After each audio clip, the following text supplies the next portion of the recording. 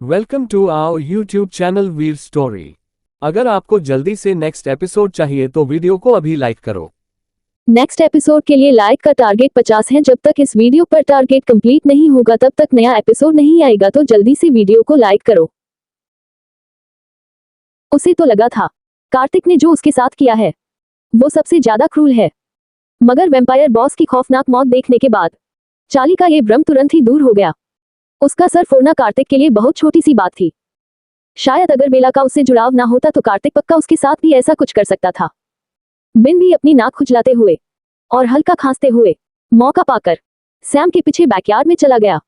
पूरे living area में अब सिर्फ दो इंसान ऐसे थे जिनकी गट्स इनक्रेडिबल थी, कार्तिक और अक्षत। अक्षत के चेहरे पर अब भी हल्की कुटिल मुस्कान थी, मगर उसके बिल्कुल विपरीत कार्तिक के हैंडसम चेहरे पर कोई भाव नहीं थे।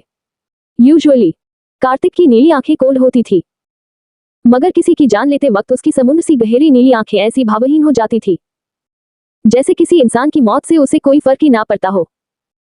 जैसे इंसानों के शरीर को छिड़कर उनके इंटरनल ऑर्गन्स अपनी उंगली से कुरेद कर बाहर निकाल देना उसके लिए पपीते के अंदर से बीज निकालने जैसा हो। अक्षत ने काउच से उठकर कार्तिक को टॉवल देते हुए कहा, मुझे लगा था अधिक दिनों से हैंड कॉम्बैट ना करने की वजह से तुम्हारे हाथों में जंग लग गया होगा, मगर मैं गलत था। तुम्हारी स्किल्स तो आज भी लाजवाब है।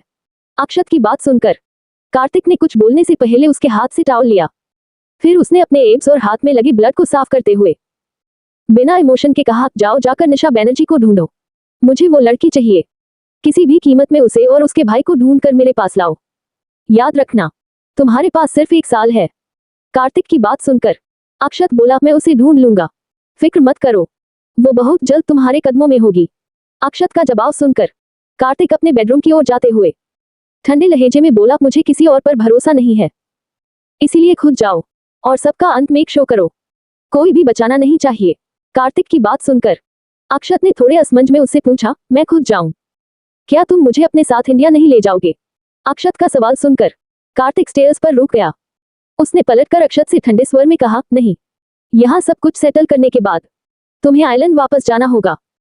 मेरी एब्सेंस में तुम्हें ही कुछ दिनों तक वहां की सारी चीजें हैंडल करनी होगी। कार्तिक की बात सुनकर अक्षत का हैंडसम चेहरा थोड़ा उतर गया। उसे लगा था कार्तिक उसे भी अपने साथ इंडिया ले जाएगा, मगर कार्तिक उसे बाकी बचे हुए वैम्पायर्स गैंग के मेंबर्स को खत्म करने के बाद वापस रॉकवेव जाकर वहां की चीजें हैंडल करने को बोल रहा था। रॉकवेव जितना पावरफुल था उसे मैनेज करना उतना ही डिफिकल्ट काम था।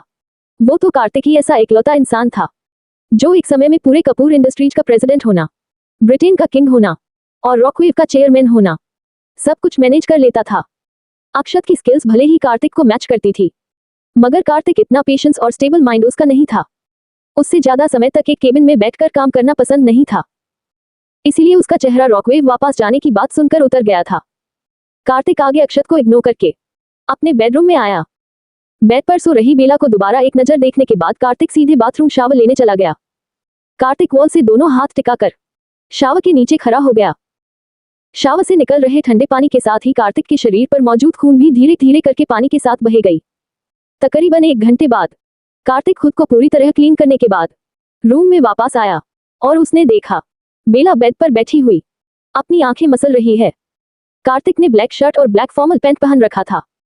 हल्के गीले बालों के साथ उस फुल ब्लैक आउटफिट में कार्तिक बहुत ज्यादा हैंडसम और चार्मिंग दिख रहा था।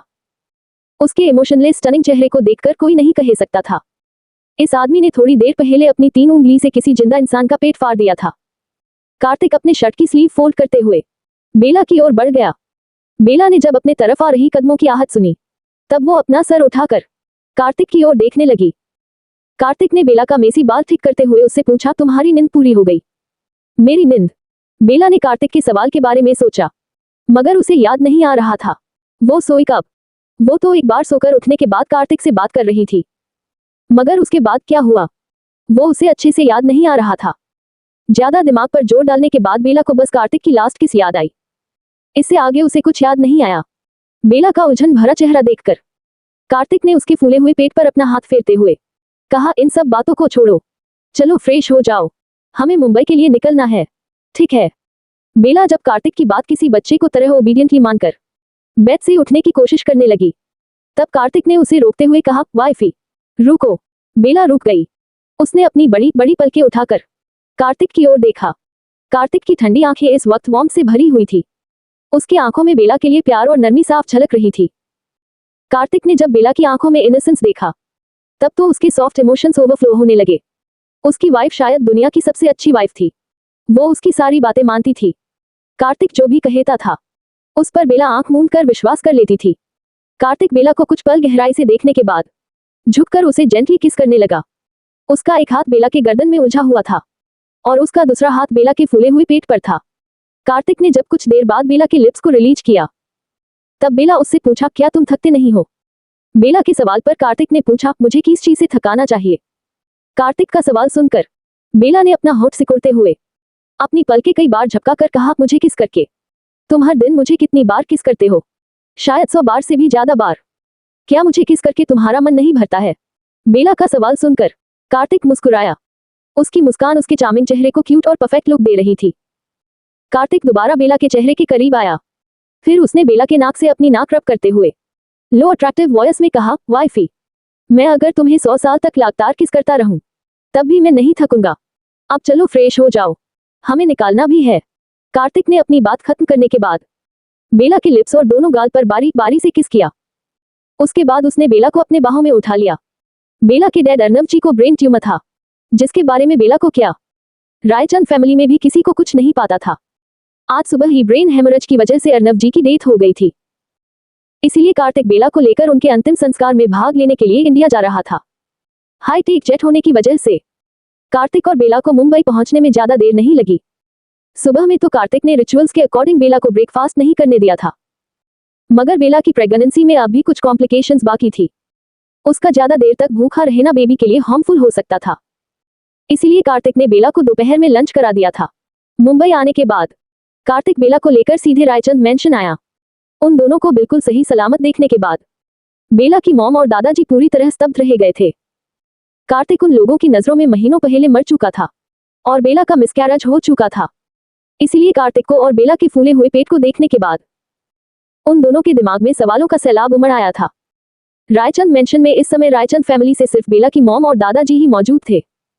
नेहा अपने काम के सिलसिले में आउट ऑफ कंट्री गई थी और समीर ऑलरेडी फ्रांस में अपनी पढ़ाई कर रहा था।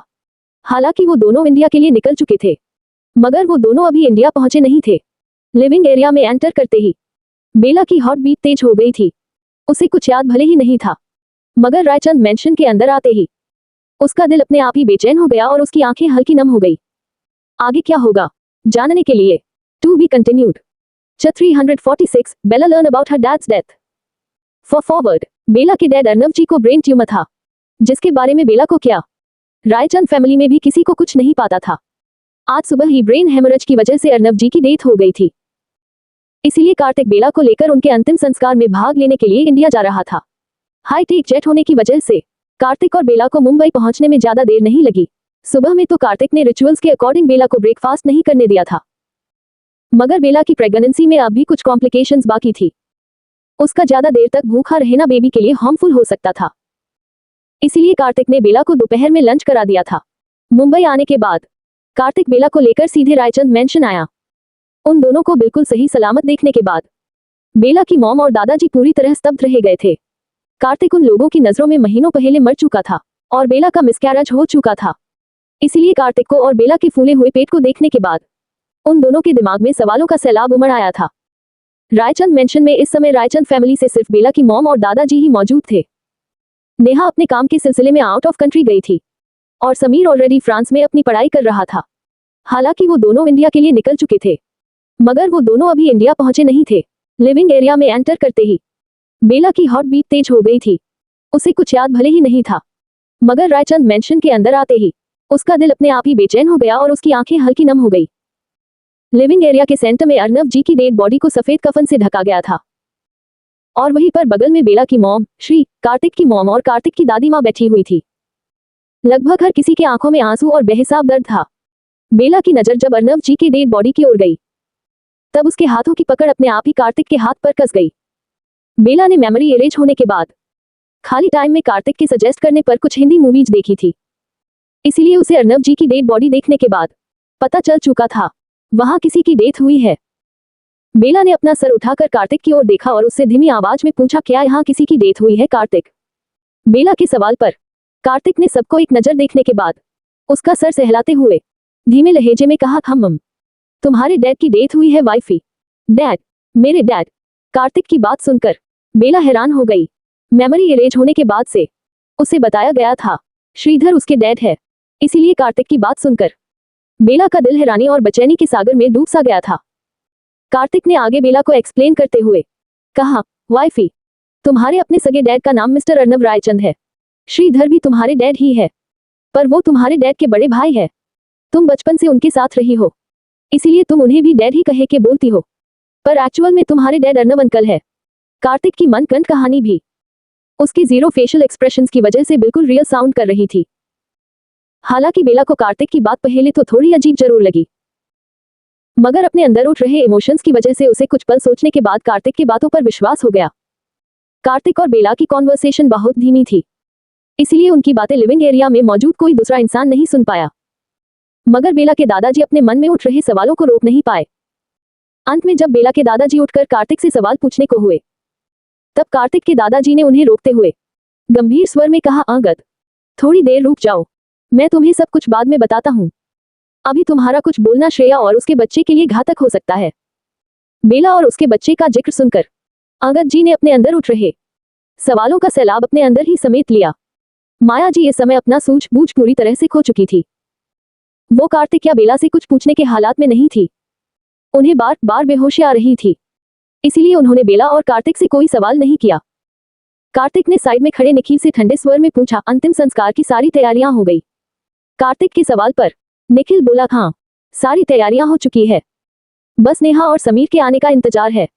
उन दोनों के आने के बाद अंतिम संस्कार की सारी विधियां शुरू हो जाएंगी। निखिल का जवाब सुनकर कार्तिक ने दोबारा बेला की ओर देखा। बेला टकटकी लगाए अर्नब जी के डेड बॉडी की ओर ही देख रही थी। उसे समझ नहीं आ रहा था वो कैसे रिएक्ट करे, पर उसकी आंखें पूरी तरह से भर आई थी। कार्तिक ने कंसर्न के साथ बेला का पीठ सहलाते हुए धीमे स्वर में कहा, तुम्हें उनका चेहरा देखना चाहिए वाइफी। कार्तिक की बात सुनकर बेला ने अपनी पलकें झपकाते हुए कार्तिक को देखा और उससे पूछा, क्या मैं सच में देख सकती हूँ? हम। कार्तिक बेला को लेकर अर्नब जी की डेड बॉडी के पास आया।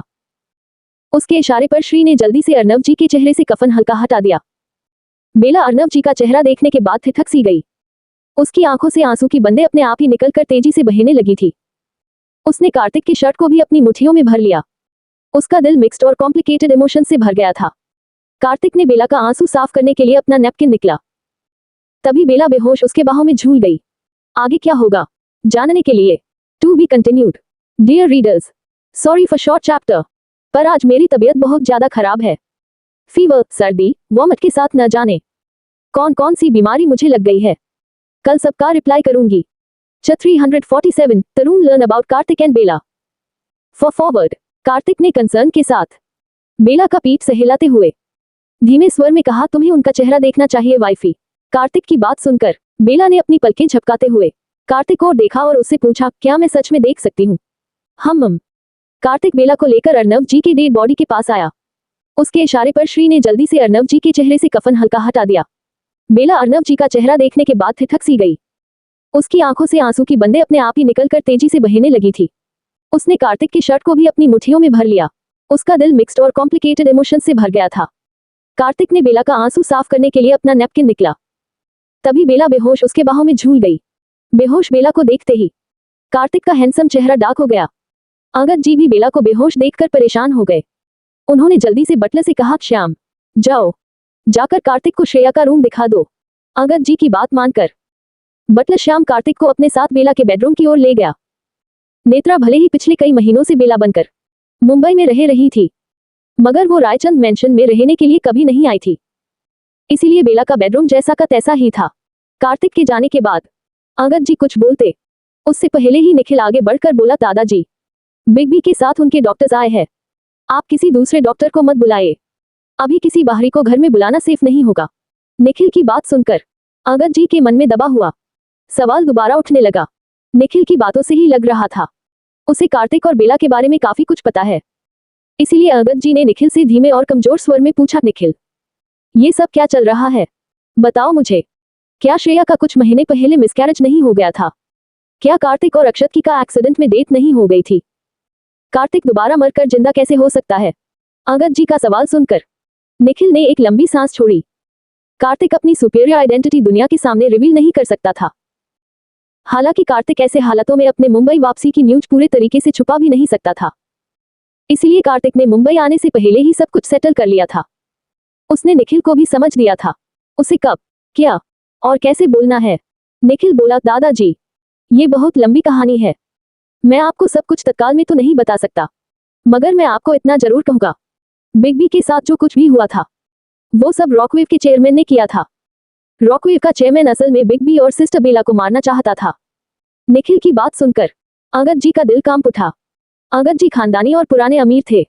उनके कनेक्शंस कई हिडन सोसाइटीज में थी, इसीलिए उन्हें पता था रॉकवेव जैसी कोई हद से ज्यादा पावरफुल चीज दुनिया में एग्जिस्ट करती है। और रॉकवेव का चेयरमैन सिर्फ किस्से और कहानियों में ही नहीं असल में अस्तित्व रखता है। अंगद जी के चेहरे के डर भरे भाव भांपकर निखिल ने अपनी मुठियां भींच ली। ऐसी सिचुएशन में उसे अंगद जी से झूठ बोलना बिल्कुल भी अच्छा नहीं लग रहा था, मगर उसका झूठ बोलना जरूरी था। कार्तिक की असली आइडेंटिफाई अगर रिवील भी हो जाती तो नो डाउट कार्तिक या बेला को कुछ नहीं होता। ना ही अब की सिचुएशन में और ना ही तब की सिचुएशन में जब बेला की मेमोरी वापस आ जाती। मगर कार्तिक और बेला से जुड़े जितने भी लोग थे उन सब पर खतरा जरूर मंडराने लगता। तरुण और स्पैरो गैंग ही सिर्फ रॉकवेव के चेयरमैन के दुश्मन नहीं थे। दुनिया में अनगिनत लोग थे जो चेयरमैन के खून के प्यासे थे। भले ही कार्तिक हद से ज्यादा पावरफुल था, रॉकवेव के चेयरमैन से पूरी दुनिया खौफ खाती थी, मगर दुनिया बहुत बड़ी थी। उसके अंदर कुछ ढीठ और संकी लोग भी थे। भले ही हर कोई नहीं, मगर कोई ना कोई तो कार्तिक और बेला से जुड़े लोगों को नुकसान पहुंचाने की कोशिश करता ही। इसीलिए चेयरमैन के आइडेंटिटी का मिस्ट्री बने रहना ही सबके लिए सेफ होता। निखिल अपने पचातवे को दरकिनार करके बोला, दादाजी, अपनी और सिस्टर बेला की सेफ्टी मेक श्योर करने के दौरान बिग बी को अपना वजूद तो मिटाना ही पड़ा। इसके साथ ही एक एक्सीडेंट की वजह से सिस्टर बेला ने अपनी यादाश्त खो दी। निखिल की बात सुनकर दादाजी का बुरा दिल कांप उठा। उन्हें ज्यादा कुछ तो समझ नहीं आया था, मगर उन्हें डराने और शांत कराने के लिए रॉकवेव के चेयरमैन के जिक्र ही काफी था। दादाजी अपने भावनाओं को काबू करते हुए निखिल से हताशा में पूछा, वो लड़की निखिल जो इतने दिनों से के मेंशन में रह रही है, वो कौन है? दादाजी के सवाल पर निखिल बोला, दादाजी, वो लड़की असल में कौन है हम ये तो नहीं जानते हैं, मगर हमें लगता है उस लड़की को शायद चेयरमैन ने ही भेजा है। निखिल का जवाब सुनकर दादाजी ने बदहवासी में अपना माथा पकड़ लिया।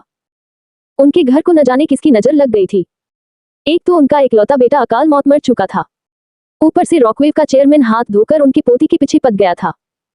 निखिल ने दादाजी की ओर टेढ़ी नजरों से देखने के बाद राहत भरी एक लंबी सांस ली। कार्तिक का प्लान सिंपल था, हर चीज से पला झाड़ लेना। पहले 3 बेला थी, मगर निखिल के स्टेटमेंट के बाद 4 बेला हो जाती। एक जिसे कार्तिक ने बेला बनाकर चेयरमैन के पास भेजा था, दूसरी नेत्रा जिसे तरुण ने कार्तिक के पास भेजा था, तीसरी तारा जिसे चेयरमैन ने बेला बनाकर तरुण के पास भेजा था, और चौथी और असली बेला जिसे कार्तिक ने बड़ी ही चालाकी से चेयरमैन और तरुण दोनों से बचा लिया था। अगर तरुण यानी शाकाल को कार्तिक के जिंदा होने के बारे में पता भी चल जाता तो निखिल के स्टेटमेंट की वजह से किसी को भी कार्तिक पर शक नहीं होता। बेला की यादाश्त अभी गई थी, मगर पहले बेला की यादाश्त नहीं गई थी। पहले बेला रॉकवेव की प्रेसिडेंट भी थी। तरुण को जब बेला के रॉकवेव के प्रेसिडेंट होने के बारे में पता था तब उसको यह अस्यूम करते देर नहीं लगती, बेला और कार्तिक ने मिलकर रॉकवेव के चेयरमैन को चकमा दिया है। और अंत में जब चेयरमैन को उन दोनों के धोखे के बारे में पता चला तब उसने बेला से उसकी पोजीशन छीन ली। निखिल की बात खत्म होने के बाद पिलर के छुपा एक सर्वेंट छोड़ी छिपे गार्डन एरिया में आया। उसके बाद उसने किसी को कॉल करके कहा, बॉस, कार्तिक कपूर अभी जिंदा है, उसकी बीवी भी बिल्कुल सही सलामत उसके पास है और उसका बच्चा भी बिल्कुल सेफ है। सर्वेंट की बात सुनकर फोन की दूसरी साइड मौजूद इंसान ने सर्द आवाज में कहा, मुझे सब कुछ डिटेल में बताओ। अपने बॉस का सवाल सुनकर सर्वेंट ने उसे वो सारी बातें बता दी जो उसने निखिल के मुंह से सुनी और देखी थी। सब कुछ सुन लेने के बाद उसका बॉस सर्द लहजे में बोला, जाओ जाकर उन लोगों पर अच्छे से नजर रखो और आगे तुम्हें जो कुछ भी तुम्हें पता चले वो सब मुझे समय समय पर बताते रहे ना। कॉल डिस्कनेक्ट करने के बाद वो सर्वेंट जैसे ही मुड़ा वैसे ही उसकी नजर अपने पीछे खड़े विमल पर गई। विमल को देखते ही उस सर्वेंट की आंखें डर से भर गई। विमल ने कुछ एक्ट करने से पहले एक नजर उस विंडो की ओर देखा जहां पर कार्तिक खड़ा था। विमल ने कार्तिक का इशारा पाकर गुस्से में उस सर्वेंट का कॉलर पकड़ते हुए कहा, तुम अभी किससे बात कर रहे थे? बताओ मुझे। क्या वो चेयरमैन था? क्या तुम चेयरमैन के कहने पर मेरे बॉस की जासूसी कर रहे हो? विमल का सवाल सुनकर सर्वेंट कुछ बोल पाता उससे पहले ही विमल ने उसके गले पर मारकर उसे बेहोश कर दिया। दूसरी तरफ तरुण गुस्से में अपने मेंशन की लिविंग में मौजूद सारी चीजें तोड़ रहा था। तभी वहां पर जॉन भागते हुए आया और उसने तरुण से कहा, बॉस, कार्तिक सर अभी जिंदा है। उनकी वाइफ भी बिल्कुल सही सलामत उनके पास है। आगे क्या होगा जानने के लिए to be continued. Dear readers, Arnav ji को शुरू से ही ब्रेन ट्यूमर था। उनका मरना कहानी की स्टार्टिंग से ही तय था। 348 तरुण की चाल। फॉरवर्ड। तरुण को जब बेला के रॉकवेव के प्रेसिडेंट होने के बारे में पता था तब उसको यह अस्यूम करते देर नहीं लगती। बेला और कार्तिक ने मिलकर रॉकवेव के चेयरमैन को चकमा दिया है और अंत में जब चेयरमैन को उन दोनों के धोखे के बारे में पता चला तब उसने बेला से उसकी पोजीशन छीन ली। निखिल की बात खत्म होने के बाद बेला के छुपा एक सर्वेंट छोड़ी छिपे गार्डन एरिया में आया। उसके बाद उसने किसी को कॉल करके कहा, बॉस, कार्तिक कपूर अभी जिंदा है। उसकी बीवी भी बिल्कुल सही सलामत उसके पास है और उसका बच्चा भी बिल्कुल सेफ है। सर्वेंट की बात सुनकर फोन की दूसरी साइड मौजूद इंसान ने सर्द आवाज में कहा, मुझे सब कुछ डिटेल में बताओ। अपने बॉस का सवाल सुनकर सर्वेंट ने उसे वो सारी बातें बता दी जो उसने निखिल के मुंह से सुनी और देखी थी। सब कुछ सुन लेने के बाद उसका बॉस सर्द लहजे में बोला, जाओ जाकर उन लोगों पर अच्छे से नजर रखो और आगे तुम्हें जो कुछ भी तुम्हें पता चले वो सब मुझे समय समय पर बताते रहना। कॉल डिस्कनेक्ट करने के बाद वो सर्वेंट जैसे ही मुड़ा वैसे ही उसकी नजर अपने पीछे खड़े विमल पर गई। विमल को देखते ही उस सर्वेंट की आंखें डर से भर गई। विमल ने कुछ एक्ट करने से पहले एक नजर उस विंडो की ओर देखा जहां पर कार्तिक खड़ा था। विमल ने कार्तिक का इशारा पाकर गुस्से में उस सर्वेंट का कॉलर पकड़ते हुए कहा, तुम अभी किससे बात कर रहे थे? बताओ मुझे। क्या वो चेयरमैन था? क्या तुम चेयरमैन के कहने पर मेरे बॉस की जासूसी कर रहे हो? विमल का सवाल सुनकर सर्वेंट कुछ बोल पाता उससे पहले ही विमल ने उसके गले पर मारकर उसे बेहोश कर दिया। दूसरी तरफ तरुण गुस्से में अपने मेंशन की लिविंग में मौजूद सारी चीजें तोड़ रहा था। तभी वहां पर जॉन भागते हुए आया और उसने तरुण से कहा, बॉस, कार्तिक सर अभी जिंदा है। उनकी वाइफ भी बिल्कुल सही सलामत उनके पास है। जॉन की बात सुनकर तरुण एकदम से रुक गया। थोड़ी देर पहले तरुण को ऑस्ट्रेलिया में हुए हादसे और वैम्पायर गैंग के खात्मा के बारे में पता चला था। इसीलिए तरुण अपना सारा गुस्सा और फ्रस्ट्रेशन निर्जीव चीजों को तोड़ फोड़ कर निकाल रहा था। मगर जॉन की बात सुनते ही तरुण का गुस्सा हैरानी में बदल गया। तरुण ने जॉन की ओर कोरली देखा और उससे पूछा, तुम कहना क्या चाहते हो? सब कुछ डिटेल में बताओ मुझे। तरुण का सवाल सुनकर जॉन ने उसे वो सारी बातें बताई जो रायचंद मेंशन में मौजूद उसके जासूस ने उसे थोड़ी देर पहले कॉल करके बताया था। जॉन की पूरी बात सुनने के बाद तरुण की आईब्राउज इंटरेस्ट के साथ आपस में जुड़ गई। तरुण काउच पर बैठकर अपना माथा रगड़ते हुए जॉन की बातों के बारे में सोचने लगा। कार्तिक की कैपेबिलिटीज पर यकीनन तरुण को कोई डाउट नहीं था। तरुण जानता था कार्तिक कई मामलों में उससे भी आगे है। मगर तरुण की नजरों में ब्लैक नोटिस फाड़ कर कार्तिक ने जिस इंसान को ऑफेंड किया था वो रॉकवेव का चेयरमैन था। उसे मात दे पाना नामुमकिन काम था। तरुण ने जॉन के बातों के बारे में कई बार सोचा। तरुण की खबरियों के हिसाब से रॉकवेव का चेयरमैन इस समय ऑस्ट्रेलिया में था और वो वैम्पायर गैंग को एक एक करके खत्म कर रहा था। बहुत बार सोचने के बाद भी तरुण उन्हीं कंक्लूजन पर आता था जिसका इंफ्रास्ट्रक्चर कार्तिक ने मुंबई आने से पहले तैयार किया था। तरुण को भी लग रहा था उसके और चेयरमैन की आंखों में धूल झोंककर कार्तिक ने बेला को पहले ही नकली बेला से रिप्लेस कर दिया था। मगर तरुण के इंस्टिंक्ट्स उस कंक्लूजन को न जाने क्यों एक्सेप्ट नहीं कर पा रहे थे। तरुण ने लंबी खामोशी के बाद जॉन से ठंडे लहजे में कहा, जाओ जाकर किसी से रॉकवेव के चेयरमैन को इन्फॉर्म कराओ कार्तिक कपूर इंडिया में है। तरुण का ऑर्डर सुनकर जॉन हैरान हो गया। उसने अविश्वास से तरुण की ओर देखा। जॉन के नजरिए से अगर कार्तिक ने रॉकवेव के चेयरमैन को सच में इतना बड़ा धोखा दिया था तो रॉकवेव का चेयरमैन कार्तिक के जिंदा होने की खबर सुनने के बाद पक्का कार्तिक और रायचंद फैमिली पर अटैक करता और कार्तिक को जान से मार देता। जॉन को समझ नहीं आ रहा था उसका बॉस अपने ही कारबी दोस्त की सुपारी अपने सबसे बड़े दुश्मन को क्यों दे रहा है। जॉन ने थोड़ा हिचकिचाने के बाद अपनी पूरी हिम्मत जुटाकर तरुण से पूछा, बॉस, अगर हम चेयरमैन को कार्तिक सर के बारे में टिप देने के बजाय कार्तिक सर को अपने साथ मिलकर चेयरमैन के अगेंस्ट लड़ने के लिए राजी कर ले तो? जॉन की बात सुनकर तरुण ने उसे ठंडेपन से घूरते हुए कहा, जितना कह रहा हूं चुपचाप जाकर उतना करो। अगर अपनी जिंदगी से प्यार है तो मुझे मत बताओ मुझे क्या करना चाहिए। और क्या नहीं। Now get lost. तरुण के गुस्से को भांप कर जॉन जल्दी से वहां से चला गया। तरुण को अब भी कुछ चीजों को लेकर डाउट था, इसलिए उसने रॉकवेव के चेयरमैन को कार्तिक के बारे में बताने के लिए कहा था। जॉन के जाने के बाद तरुण ने किसी को कॉल किया और सर्द लहजे में कहा, वक्त आ गया, अब तुम दोनों भी इंडिया जाओ। वहां जाकर सबसे पहले चारों तरफ ज़ॉम्बी ड्रग को एक्सपेंड कर दो। उसके बाद रायचंद मेंशन जाकर वहां रहो और वहां की सारी खबर मुझे डायरेक्टली दो। तरुण की बात सुनकर फोन की दूसरी साइड मौजूद इंसान रोबोटिक आवाज में बोला, ओके बॉस। तरुण के चेहरे पर उस इंसान की बात को सुनकर तिरछी स्माइल आ गई। तरुण ने थोड़ी देर बाद जब कॉल डिस्कनेक्ट किया तब येलो आउटफिट वाला मिस्टीरियस इंसान तरुण के पास आया। मिस्टीरियस इंसान के चेहरे पर गुस्सा साफ झलक रहा था। उसने गुस्से में तरुण के सामने रखे कॉफी टेबल पर लात मारते हुए कहा, कब तक चलने वाला है ये कुत्ते बिल्ली का खेल तरुण? अब तो उस चेयरमैन ने मेरी पूरी वैम्पायर गैंग को तबाह दिया है। क्या तुम कभी पता भी लगा पाओगे रॉकवेव का चेयरमैन कौन है? उसकी पहचान क्या है? मिस्टीरियस इंसान की बात सुनकर तरुण ईवल स्माइल के साथ बोला, बस एक चूक। अगर मेरा अंदाजा और निशाना सही लगा तो हमें आज चेयरमैन के बारे में काफी कुछ पता चल जाएगा। तरुण में बात सुनकर मिस्टीरियस इंसान के क्रीपी चेहरे को उत्सुक भाव उमड़ आए। उसने तरुण को और सवालिया नजरों से देखा। तरुण को देखकर ऐसा लग रहा था जैसे उसने कोई बहुत बड़ी चाल चली हो। समीर और नेहा के इंडिया आने के बाद पलक झपकते ही अर्नव जी के अंतिम संस्कार की सारी विधियां संपन्न हो गई। सब कुछ बहुत स्मूथली हुआ, मगर आगे क्या होगा जानने के लिए to be continued. 349 Bela's labour pain for forward. Mysterious इंसान के चेहरे पर गुस्सा साफ झलक रहा था। उसने गुस्से में तरुण के सामने रखे कॉफी टेबल पर लात मारते हुए कहा, कब तक चलने वाला है ये कुत्ते बिल्ली का खेल तरुण? अब तो उस चेयरमैन ने मेरी पूरी वैम्पायर गैंग को तबाह दिया है। क्या तुम कभी पता भी लगा पाओगे रॉकवेव का चेयरमैन कौन है? उसकी पहचान क्या है? मिस्टीरियस इंसान की बात सुनकर तरुण ईवल स्माइल के साथ बोला, बस एक चूक। अगर मेरा अंदाजा और निशाना सही लगा तो हमें आज चेयरमैन के बारे में काफी कुछ पता चल जाएगा। तरुण में बात सुनकर मिस्टीरियस इंसान के क्रीपी चेहरे को उत्सुक भाव उमड़ आए। उसने तरुण को और सवालिया नजरों से देखा। तरुण को देखकर ऐसा लग रहा था जैसे उसने कोई बहुत बड़ी चाल चली हो। समीर और नेहा के इंडिया आने के बाद पलक झपकते ही अर्नव जी के अंतिम संस्कार की सारी विधियां संपन्न हो गई। सब कुछ बहुत स्मूथली हुआ, मगर जॉन के इन्फॉर्म करवाने के बाद भी चेयरमैन ने रात तक रायचंद मेंशन या कार्तिक पर कोई अटैक नहीं करवाया था, जो बात जॉन को बहुत अजीब लग रही थी।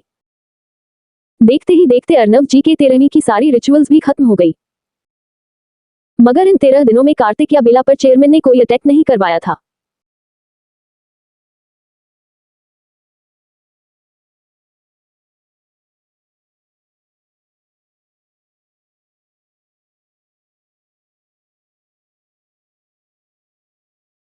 जॉन 13 दिन बाद उलझन भरे भाव के साथ तरुण के पास आया।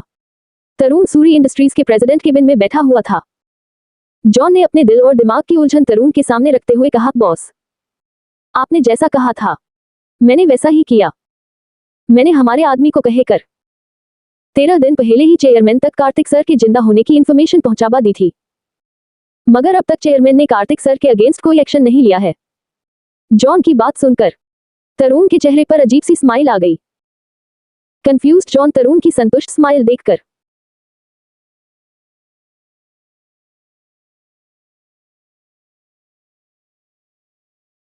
पहले से भी ज्यादा कंफ्यूज हो गया। उसने तरुण से अचंभे में पूछा, बॉस, क्या आपको ये सब थोड़ा अजीब नहीं लग रहा हूं? मेरा मतलब चेयरमैन ने कार्तिक सर को अब तक कुछ किया क्यों नहीं? अगर वो चाहता तो वो अब तक कार्तिक सर को जान से मार चुका होता, पर उसने ऐसा नहीं किया। मुझे कुछ समझ नहीं आ रहा है। जॉन की बात सुनकर तरुण अपनी चेयर लेफ्ट राइट मूव करते हुए एविल स्माइल के साथ बोला, a real man John, a real man. Rockwave का चेयरमैन खुद को एक रियल मैन समझता है। जहां तक मैं उसकी सोच को जानता हूं, उसके हिसाब से वो तब तक कार्तिक और मैडम रिचर्ड पर अटैक नहीं करेगा जब तक मैडम रिचर्ड की यादाश्त वापस नहीं आ जाती। तरुण की बात सुनकर जॉन को सारा मामला समझ में आया। नॉर्मल लोगों के दिमाग से रॉकवेव के चेयरमैन को कार्तिक पर अब तक अटैक कर देने चाहिए था। अगर उसने कार्तिक पर अब तक अटैक नहीं किया है तो कार्तिक की आइडेंटिटी में कोई गड़बड़ी है। मगर सुपीरियर माइंडसेट वाले लोगों के अकॉर्डिंग रॉकवेव का चेयरमैन कोई ऐसा इंसान नहीं था जो लोगों की कमजोरी का फायदा उठाए। बेला अभी प्रेग्नेंट थी, ऊपर से उसकी मेमोरी जा चुकी थी। रॉकवेव का चेयरमैन ऐसे कंडीशन में ऑब्वियसली बेला या कार्तिक पर अटैक नहीं करता। जॉन ने कुछ पल की चुप्पी के बाद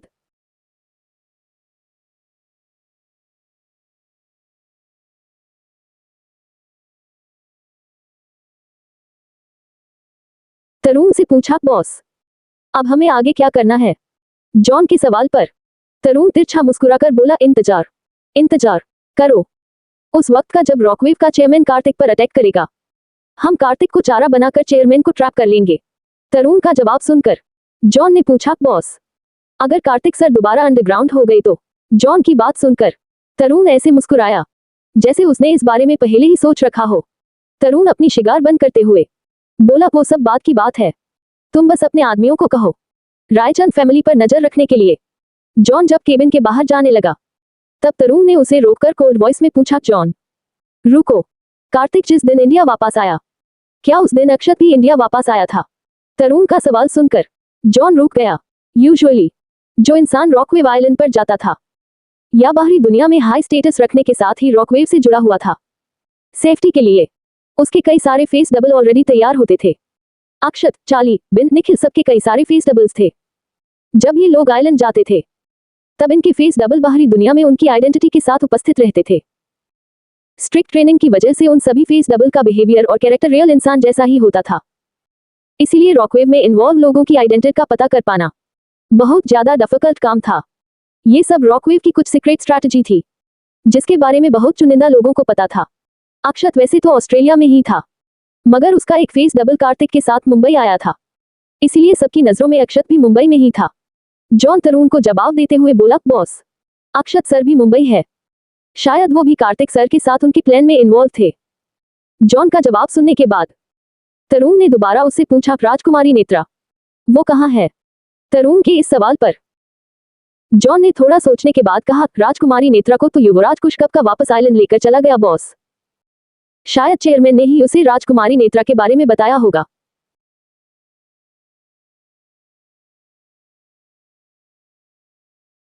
जॉन की बात सुनकर इस बार उसके चेहरे के कुटिल भाव कठोर हो गए।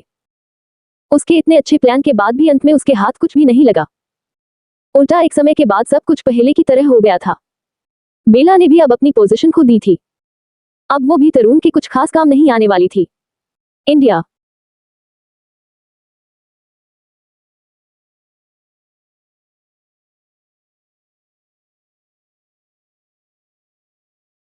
तेरहवीं खत्म होने के बाद पूरे रायचंद मेंशन में अजीब सा सन्नाटा पसरा हुआ था। सारे गेस्ट तो वापस जा चुके थे मगर अपने पीछे वो सभी अजीब सा मातम छोड़ गए थे। बेला गार्डन एरिया में पेड़ की छांव तले काउच पर चुपचाप बैठी हुई थी। उसके पास में समीर और नेहा भी बैठे हुए थे। उन तीनों के चेहरे पर बिल्कुल प्लेन एक्सप्रेशन थे। उन तीनों में से कोई कुछ नहीं बोल रहा था और ना ही आगे किसी के कुछ बोलने का इरादा था।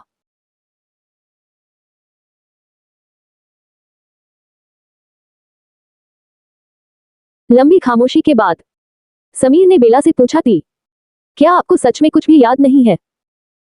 क्या आपको मैं भी याद नहीं हूं?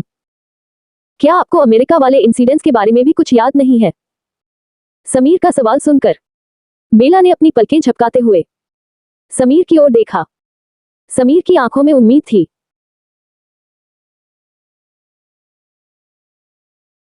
वैसे तो बेला को कुछ भी याद नहीं था पर कार्तिक ने उसे बाकी चीजों के बारे में भी किसी दूसरे से बताने से मना किया था। बेला मायूसी से बोली, समीर अगर मुझे कुछ याद होता तो मैं तुम्हें पहचानने से मना क्यों करती? मुझे सच में कुछ भी याद नहीं है। मैंने कई बार चीजें याद करने की कोशिश भी की थी पर उसका कोई फायदा नहीं हुआ। मुझे कुछ भी याद नहीं आता है। बेला का जवाब सुनकर समीर ने उससे दोबारा पूछा, थी आपको भले ही पहले का कुछ याद नहीं है पर आप इन 3 महीनों से कहाँ थी? किस जगह पर रह रही थी? समीर के इस सवाल पर बेला ने कुछ पल सोचने के बाद कार्तिक की सिखाई हुई बात किसी मासूम तोते की तरह समीर को बताते हुए कहा, केरला। मैं और कार्तिक केरला के एक गांव में रहते थे। वो जगह बहुत सुंदर है। वहां हमारा एक घर है। वो घर भी बहुत सुंदर है। बेला का जवाब सुनकर समीर को हल्की खांसी आ गई। उसके लिए इस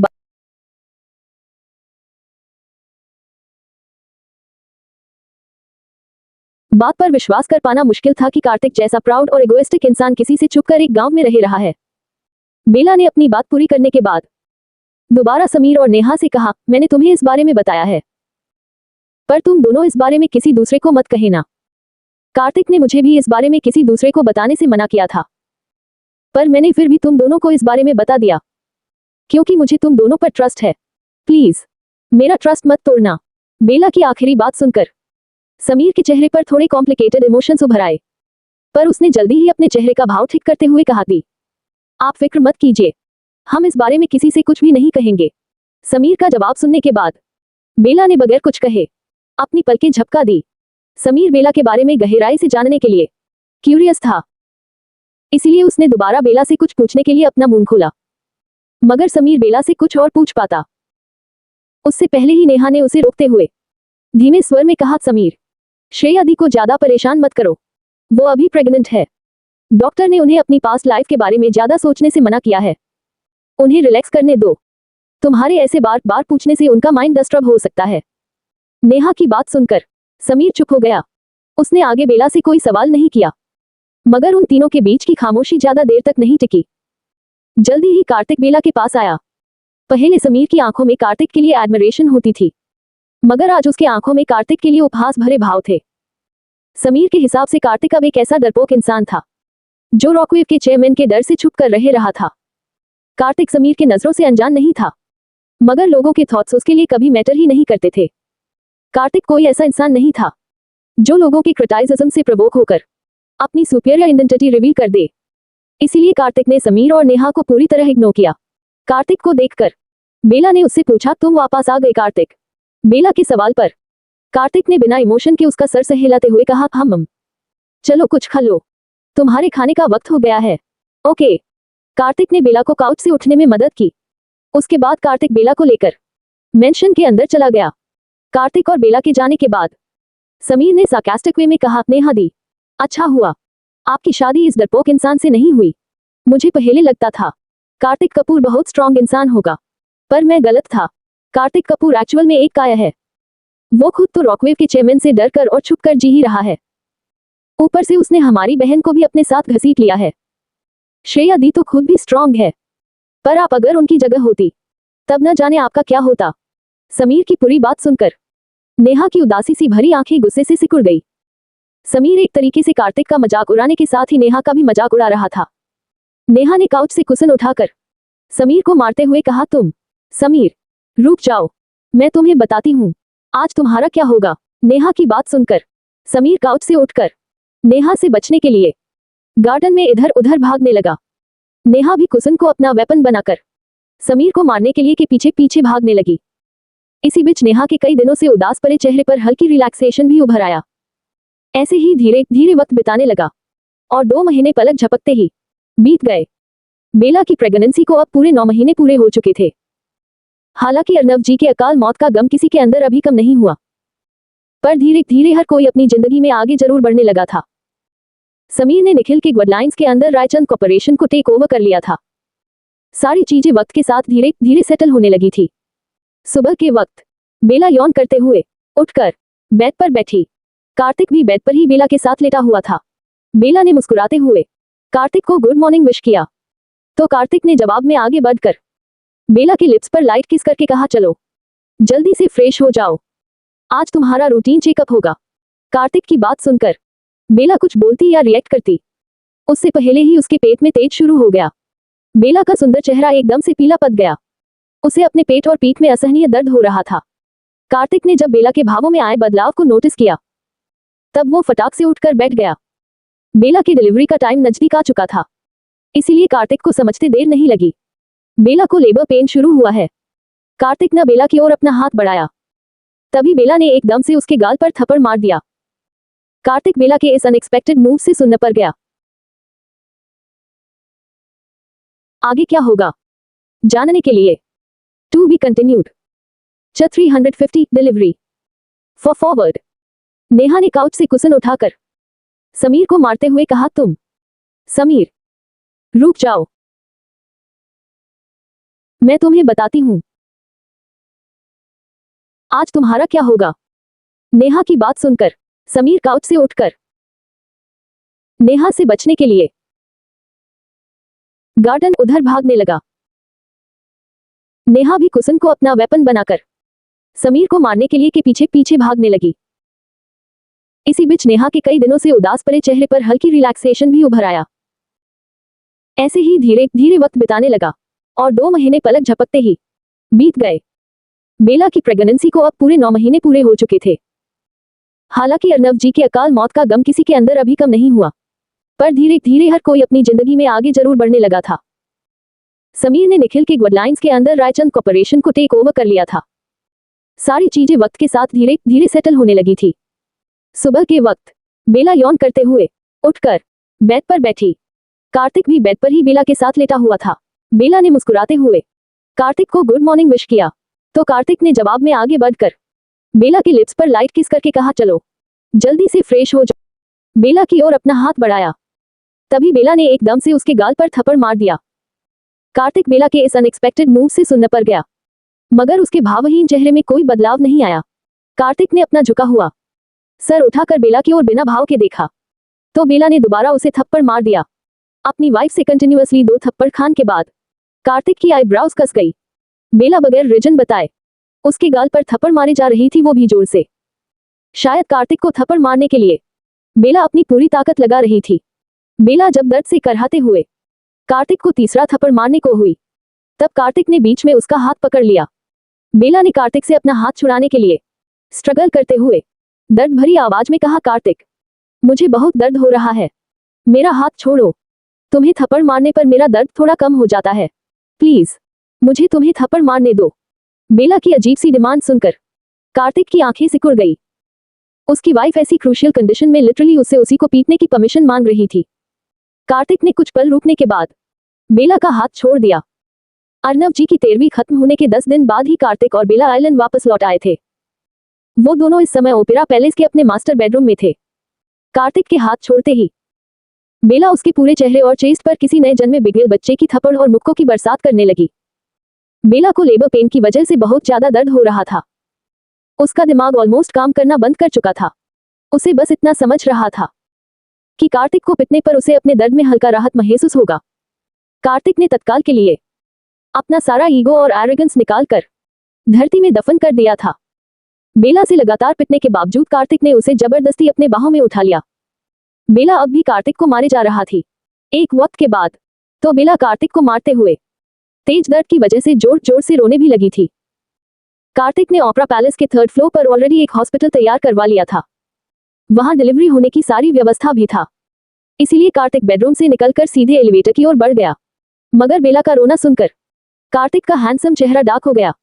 कार्तिक ने बेला को अपने सीने से लगाते हुए कहा, वाइफी काम डाउन, तुम्हें ज्यादा देर इस दर्द को नहीं सहना होगा, बस थोड़ी देर इस दर्द को बर्दाश्त कर लो, इसके बाद मैं ऐसी सिचुएशन कभी आने ही नहीं दूंगा। कार्तिक की बात सुनकर बेला ने रोते हुए अपना छोटा सा चेहरा कार्तिक के चेस्ट में घुसा कर कहा, कार्तिक मैं आज मर जाऊंगा, मुझे बहुत ज्यादा दर्द हो रहा है, प्लीज कुछ करो, प्लीज मेरे साथ ही ऐसे क्यों हो रहा है, ये हमारा बेबी है ना, तुम्हारे साथ भी ऐसा क्यों नहीं हो रहा है। बेला की बात सुनकर कार्तिक ने एलिवेटर के अंदर एंटर करते हुए उसके बाल पर किस करके गंभीर स्वर में कहा, वाइफी अगर ऐसा पॉसिबल होता तो मैं तुम्हारा सारा दर्द ले लेता, पर ऐसा पॉसिबल नहीं है, ये सब मेरे हाथ में नहीं है, ये सब नेचर पर डिपेंड करता है, मैं इस मामले में कुछ नहीं कर सकता हूँ। कार्तिक बेला को सारी बातें एक्सप्लेन करते हुए बिल्कुल सीरियस था। उसे हैंडसम चेहरे को देखकर ऐसा लग रहा था जैसे वो सच में भगवान से इस अजीब रोल के लिए नाराज हो। कार्तिक और बेला के वहां से जाने के बाद सारे सर्वेंट्स अचंभे में एक दूसरे को निहारने लगे। वो सभी अविश्वास से भरे हुए लग रहे थे। बेला को कार्तिक को बगैर रुके थप्पड़ मारना, फिर कार्तिक से अजीब से टॉपिक के लिए शिकायत करना, और फिर अंत में कार्तिक के ही सीने में दुबक जाना, उन सभी सर्वेंट्स ने अपने खुली आंखों से देखा था। बाकी चीजों पर विश्वास भी किया जा सकता था, पर क्या अभी अभी किसी लड़की ने उन लोगों के क्रूर चेयरमैन को थप्पड़ मारा था? भले ही वो लड़की चेयरमैन की वाइफ थी, पर ग्रेट चेयरमैन को थप्पड़ मारना, ये कुछ ज्यादा नहीं हो गया था। एक सर्वेंट ने अपना होश संभालते हुए हैरत से कहा, अयो क्या तुम लोगों ने भी अभी अभी वही देखा जो मैंने देखा है? दूसरे सर्वेंट ने उसकी बात में सहमति जताते हुए कहा, बिल्कुल हमने भी वही देखा है जो तुमने देखा है। इनफैक्ट मैंने तो किसी फूल सी नाजुक लड़की को चेयरमैन को पीटते हुए भी देखा है। दूसरे सर्वेंट की बात सुनकर तीसरी ने अपने गाल पर हाथ रखकर खोए हुए अंदाज में कहा, ओह, हमारे चेयरमैन कितने क्यूट और अडोरेबल है। वो अपनी वाइफ से कितना ज्यादा प्यार करते हैं। वो तो अपनी वाइफ से पिटाई खाने के बाद भी उन्हें किस और कंसोल कर रहे थे। मुझे तो उस सिनेरियो पर विश्वास ही नहीं हो रहा है। अगर कोई दूसरा इंसान चेयरमैन के सामने अपनी आवाज भी हल्की ऊंची कर दे तो चेयरमैन उसका जीभ कट देते हैं, मगर अपनी वाइफ के सामने वो कितना क्यूटली और इनोसेंटली एक्ट कर रहे थे। उफ।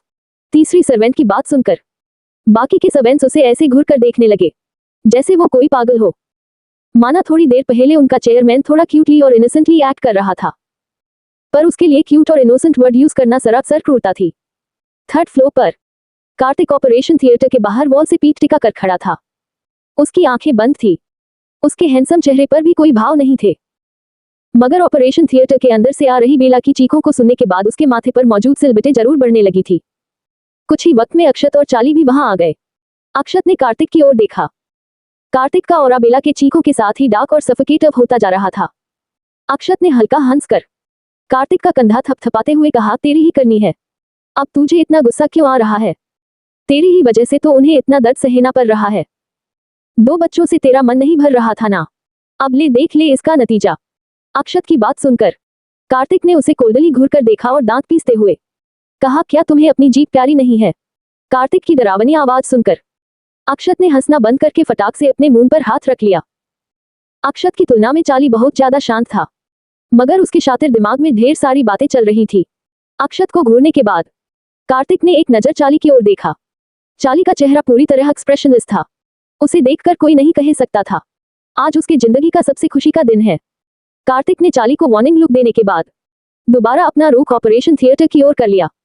चाली ने अपने आंख के कोने से कार्तिक को एक नजर देखा, फिर उसने अपने मन में शैतानी हंसी हंसते हुए कहा, आखिरकार, आज जाकर आखिरकार वो दिन आ ही गया जिसका मुझे न जाने कितने महीनों से इंतजार था।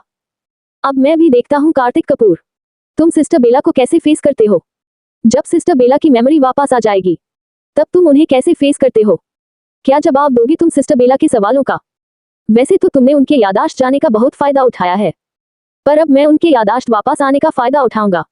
चाली के शातिर दिमाग में चल रहे साजिशों से अनजान कार्तिक अपनी मुठियां कसे हुए एकटक ऑपरेशन थिएटर की ओर देख रहा था। जल्दी ही बच्चे के रोने की आवाज के साथ बेला की चिंखें बंद हो गई। कार्तिक की डार्क आंखें अपने बच्चे की चीख सुनते ही नर्म पड़ गई, मगर उसके चेहरे के कठोर भाव में कोई बदलाव नहीं आया। कार्तिक अब भी कठोर भाव के साथ ऑपरेशन थिएटर को घूर रहा था। अक्षत ने शरारती ढंग से कार्तिक को केहुनी मारते हुए कहा, कॉन्ग्रेचुलेशंस चेयरमैन सर, अब जल्दी से डायपर लेके तैयार हो जाए, वरना आपको पॉटी साफ करने के लिए अपने नाजुक हाथों को कष्ट देना होगा। अक्षत की टीजिंग बातों को कार्तिक ने पूरी तरह नजरअंदाज कर दिया। पूरा डिलीवरी प्रोसेस बहुत स्मूथली हुआ था, पर बेला को नॉर्मल वार्ड में सेटल होने से पहले कार्तिक ने बेबी का चेहरा नहीं देखा था। बेला के नॉर्मल वार्ड में सेलेट होने तक कार्तिक डॉक्टर से बेला के हेल्थ के बारे में सारी चीजें कंसल्ट कर रहा था। बेला का प्रेगनेंसी पीरियड थोड़ा कॉम्प्लिकेटेड था, इसीलिए कार्तिक अभी जल्दीबाजी दिखाकर कोई रिस्क नहीं लेना चाहता था, मगर इसी चीज का फायदा चाली ने उठाया। कार्तिक को डॉक्टर में उलझा हुआ देखकर चाली की आंखें गुस्से से सिकुड़ गई। उसने खुद से बड़बड़ा कर कहा, क्या पागल आदमी है, अपने बच्चे को देखने से ज्यादा जरूरी अभी इसके लिए डॉक्टर से बात करना है।